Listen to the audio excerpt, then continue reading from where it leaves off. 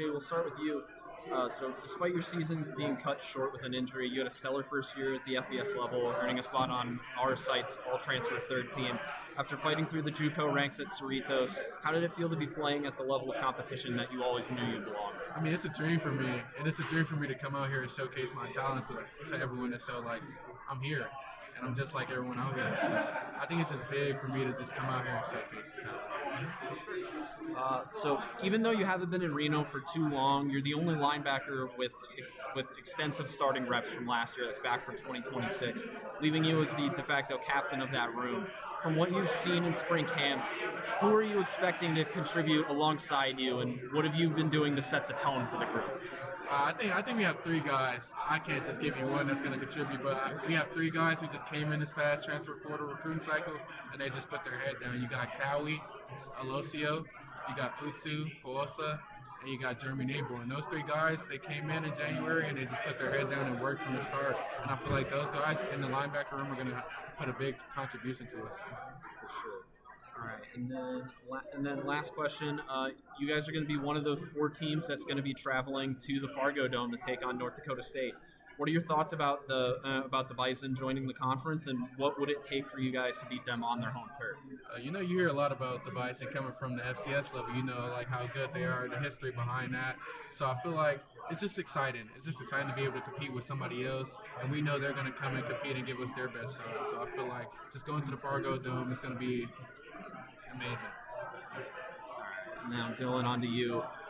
First up, you were named preseason Mountain West this morning. Obviously, doesn't equate to anything in terms of games, but it's the first time it's happened that a Nevada defensive lineman's been named to that since 2020. So, what does that speak to in terms of what the Nevada program is building? Yeah, I'm very thankful, and like you said, it's still a season to play. It doesn't matter. We still got to play football. But yeah, it shows that Nevada's, we're a team to beat. We're a team, I think we're just full of a bunch of guys that could be on that list, and a lot of them aren't, and I think they deserve to be on. I think we're just ready to go out there and play this year and show them what we're made of. For sure. So next, you've had a meteoric rise over the last year, and based on what Jonathan Maldonado got for transferring to Ole Miss, there's no doubt that you could have made a decent chunk of change from entering the portal. But you very quickly returned to Nevada. What makes you believe that Reno is the best place for you to succeed? And did you have to deal with any kind of shady in-season recruiting stuff from the Power 4? Yeah, no shady recruiting stuff, none of that, no. But Nevada's just a place for me. The coaches are just amazing. I think it just feels like I fit in there well. And I think Coach P and Coach Cho just do such a good job of teaching me how to play and how to be a good person and just how to help lead the guys. And I just think it's my place, and I wouldn't rather be anywhere else. So the other defensive line positions are projected to have new starters. Besides yourself, who should Wolfpack fans be expecting to be hitting the quarterback? I think you need to watch out for David Payne Jr. He's a young guy coming in. He's going to be something. Logo Va, Big Polly, he'll mess you up. Miles Williams, transfer Cal, he's a player. Brandon, he's a player. Cam Brown, pass rusher. I think there's a whole bunch of other D tackles and two I'm kind of missing, but I think our defensive line is something, and I think it speaks to how good of a coach Coach B is. He's just been coaching us up so well. And then last question. Many of my colleagues at Mountain West Connection see you as one of the front runners in the Defensive Player of the Year race.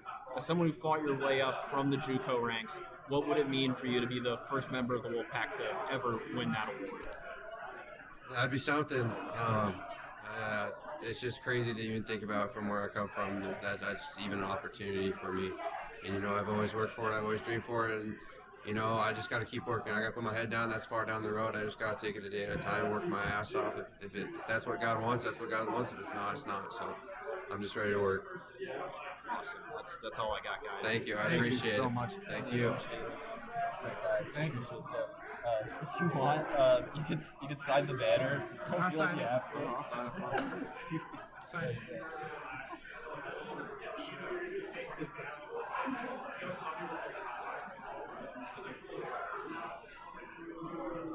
Thank you so much. Yes, sir. Thank you.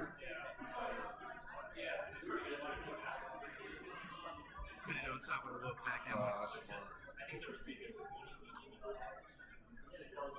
That's it. That's it. Two sprinkler has no number to nothing. That's my It's 2 letters. That's an E. Yeah, but I was going to put like number 2 or something. Alright, thank you, man.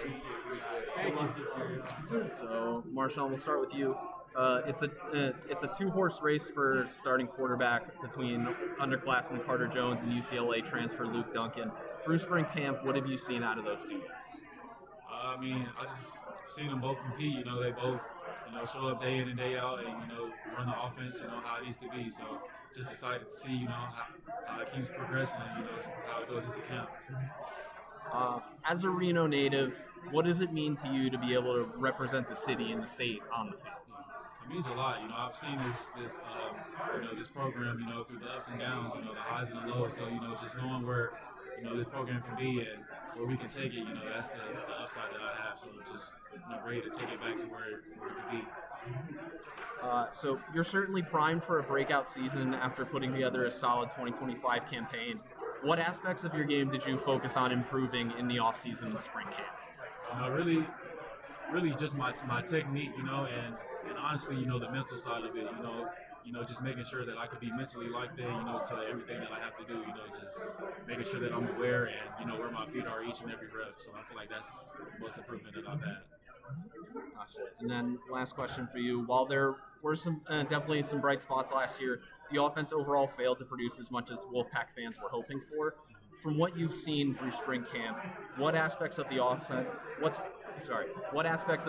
are going to take the biggest jump in 2026? I feel like our offense as a whole, through the air and on the run game as well. I feel like our O-line is, we have the best O-line in the conference. So, our backs are going to be able to excel, through the run game, and then that's going to open up the pass game as well. So I feel like we're going to be able to air it out as well. All right, now over to you, Jack. First up, this morning you were named to the preseason Mountain West team, first offensive lineman from Nevada to do that since 2022. What does that kind of recognition mean for you and the union as a whole? I mean, it's definitely a blessing. It's a cool honor. I'm very grateful for that. But I wouldn't say it means everything at all. We haven't played any games yet. Everyone's 0-0. So this preseason stuff is cool, but it doesn't really mean too much to me at the end of the day. So both you and Zach Kocknauer initially entered the transfer portal, but despite Power 4 interest, you're both back in Reno for 2026. What was your brief time in the portal like, and what ultimately led to you coming back to lead the union? The time in the portal was crazy. I can't say it was my favorite experience.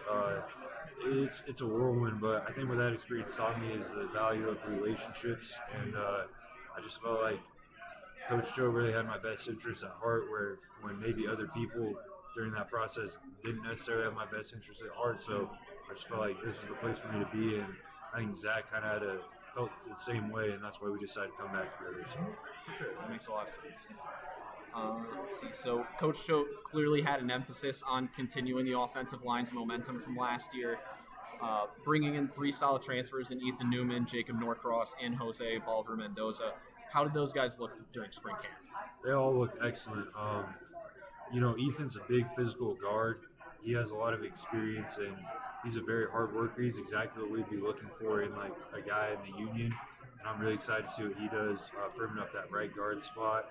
And then Jacob at center, I really like how he runs the show out there. He's very confident and vocal, and he's super athletic too. He's able to reach those shades and 2 eyes. I think he'll be great. And then Jose, he's a promising young guy. I think he can honestly compete for a starting job this year. He's got a lot of physical talent. It's just putting it all together, and then his time's coming for sure. And then last question. It's clear that Coach Cho wants the offense to have a gritty kind of ground and pound identity. I did want to specifically mention Herschel Turner Jr., who was originally going to be here today and is coming off a great second year and first season with the Wolfpack. What should Nevada fans expect out of him in 2026? I think he's going to be a great rusher for us. I mean, our goal, we want to have 1,000-yard rusher, so whether that's him or any of our other running backs, I think he's a very explosive guy once you get the ball in his hand, and we're just going to ride him as long as we can because he's good at making plays for us. So. That's all I got, guys. Thank you so much. Appreciate you guys. Appreciate it. Thank you.